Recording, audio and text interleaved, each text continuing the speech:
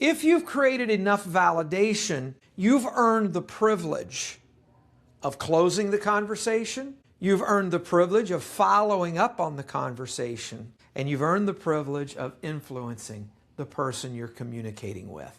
And that is the ultimate outcome.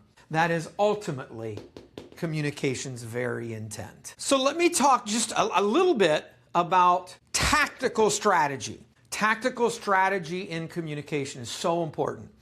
It's about knowing how you're perceived, knowing how the listener might perceive you in a communication setting, and tactically and intentionally using certain strategies. So a big part of tactical communication is being tactful. So use your words tactfully. Use your words tactically. You want to use words with intent. I like phrases like, I hear you. I hear that often.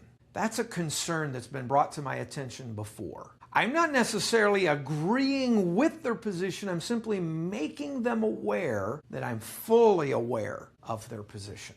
Those are tactful words that are tactical. And they're safe. They validate. They make the other person feel heard and listened to. And that is important. Choose your words well. Words that I often will try to avoid is I.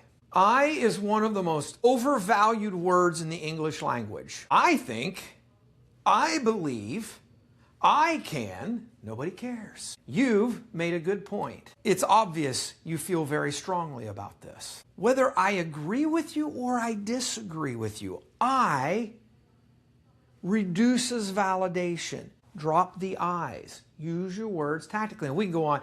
We could spend an entire day on words to choose and words to lose. In fact, there actually is a keynote presentation I do by just that title. It's just a fun keynote presentation. Words to lose and words to choose. Being thoughtful, being tactical about our language. It's about being intentional about our language and how that language might trigger the response we want or cause a person to close up, cancel validation, reduce my influence. So choose your words tactfully for tactical outcomes. Be tactful about your tone, the words that you choose, and your body language.